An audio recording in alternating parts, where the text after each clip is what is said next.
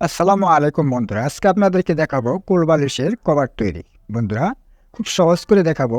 এই ভিডিওটি দেখার পর নতুন যারা আছেন তারাও খুব সহজেই এই কোলবালিশের কভার তৈরি করে নিতে পারবেন খুব সহজেই। তাহলে চলুন কীভাবে কাটিং করতে হয় শিখে নিই। বন্ধুরা, এই কোলবালিশের আড়গিরা কাপড় নিয়ে এসেছি। আড়গিরা কাপড় থাকলে কিন্তু কোলবালিশের দুই পাশে জয়েন্ট হবে, আর যদি এক গজ কাপড় থাকে তাহলে কিন্তু আমাদের মাঝখানে জয়েন্ট পড়বে না। যেহেতু আমার হাফ গজ কাপড় রয়েছে সেই ক্ষেত্রে আমাদের দুই সাইডেই জয়েন করবে। প্রথমে কাপড়টিকে ওপেন করে নিতে হবে।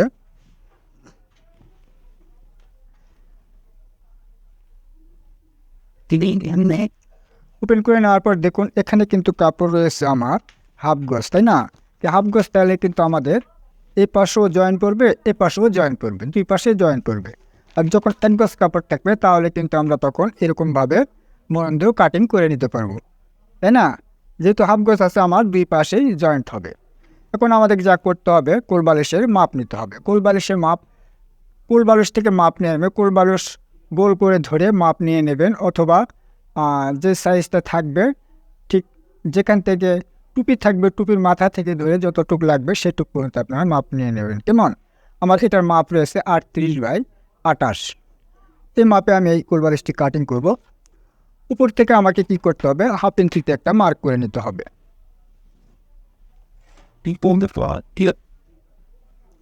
আর এই কাপড়টা কিন্তু আমার যে কাপড়টা রয়েছে পুরা কাপড়টাই কিন্তু আমার লাগবে, ঠিক আছে? তাহলে উপর থেকে একটা হাফ ইঞ্চি একটা মার্ক করে নিতে হবে। এই মার্কটি করে নেওয়ার পর এখন আমাদের কোলবালিশের ঝুলের মাপ নিই। এটি সেলাই মার্জিন যাবে, যখন আমরা ক্যাপ লাগাবো সেই ক্ষেত্রে আমাদের হাফ ইঞ্চি কাপড় সেলাই মার্জিন যাবে। এরপর থেকে আমাদের কোলবালিশের মাপ নিতে হবে, এরকমভাবে ফিতাটি রাখতে হবে। আমার কোলবালিশের মাপ হবে 38 ইঞ্চি, তাহলে 38 ইঞ্চিতে মার্ক করে নিচ্ছি। এবং উপরে এক পাশে কিন্তু আমাদের দড়ি বা ফিতা হবে, এই জন্য আমাদের কী করতে হবে, 38 নেওয়ার পর আমাদের 1 থেকে 1.5 ইঞ্চি কাপড় নিয়ে নিতে হবে। আমি 1.5 ইঞ্চি কাপড় নিয়ে নিচ্ছি। নেওয়ার পরে দুটি দাগ সমান করে নিতে হবে।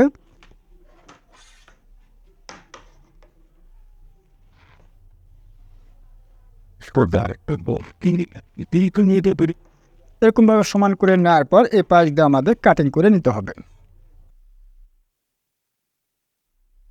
তাহলে আমি কি বললাম, দেখুন যখন আমরা এক গজ কাপড় নেব তখন কিন্তু আমাদের এক পাশে জয়েন্ট করবে, আর যখন হাফ গজ কাপড় হবে তখন কি আমাদের এই পাশেও জয়েন্ট করবে, এই পাশেও দুই পাশেই জয়েন্ট করবে। কেমন? তাহলে দেখুন আমি আমার কোলবালিশের মাপ অনুযায়ী আমি কাপড়টাকে কেটে নিলাম।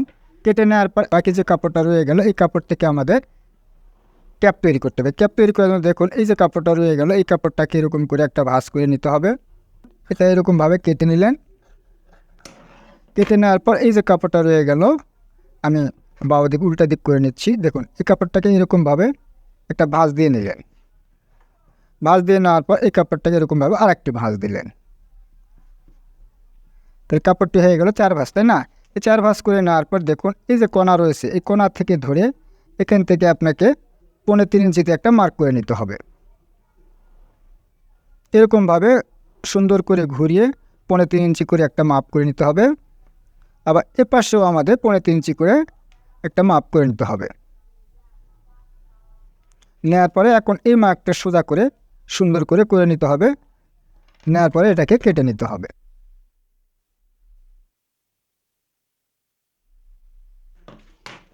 তাহলে দেখুন সুন্দরভাবে কিন্তু আমাদের রাউন্ডটা কিন্তু হয়ে গেল, তাই না? এখন এটাকে কিভাবে সেলাই করতে হবে আমি দেখিয়ে দিচ্ছি। প্রথমে আমাদের কি করতে হবে, যতটুকু আমাদের ফিতা হবে ফিতাটুকু ঘর বাদ দিয়ে এখান থেকে সেলাই দিতে হবে।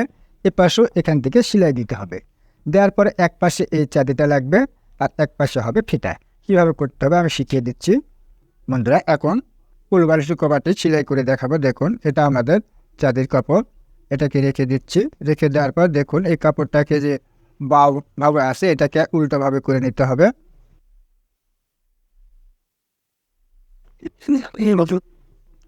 এরকমভাবে উল্টোভাবে করে নেওয়ার পর দেখুন আমি এখান থেকে এ পর্যন্ত সেলাই দেবো, আবার এইটুক বাদ দিয়ে আবার সেলাই দেবো। এটা হচ্ছে ফিতার ঘাট হবে।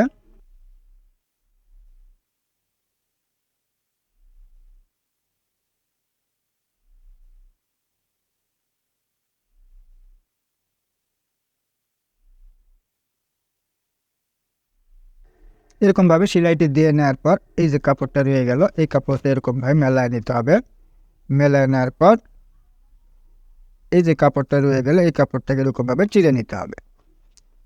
চিড়ে নেওয়ার পর দেখুন এটা বাও করে নিতে হবে, পাশ দিয়ে একটা সেলাই দিয়ে নিতে হবে। দেখুন কিভাবে সেলাই দিচ্ছি।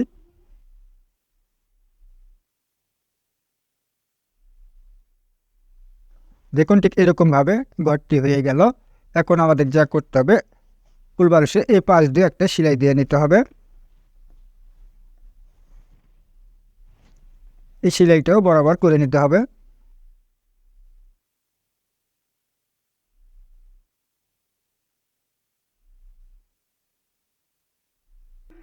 এরকমভাবে সেলাইটি দিয়ে নেওয়ার পর এই যে কাপড়টা রয়ে গেল, উপরে যে ফিতা লাগাবো ফিতার জন্য কাপড়টাকে এরকম ভাঁজ করে একটা সেলাই করে নিতে হবে। ঠিক এরকমভাবে এক সমান করে 1 ইঞ্চি চড়া করে একটা ভাঁজ করে সেলাই করে নিতে হবে।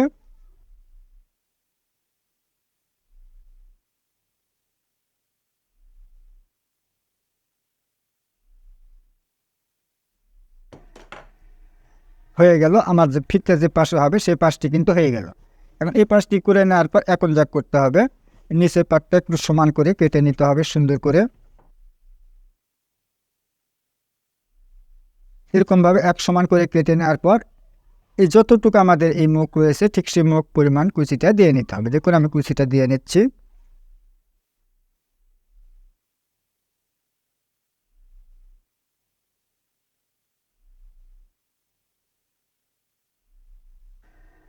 এরকমভাবে সুন্দর করে কুচি দেওয়ার পর এই যে কাপড়টা রয়ে গেলে এই কাপড়টা এখানে বসে নিতে হবে। দেখুন আমি বসিয়ে নিচ্ছি। সুন্দর করে এরকমভাবে মিল করে এক সমান করে বসিয়ে নিতে হবে।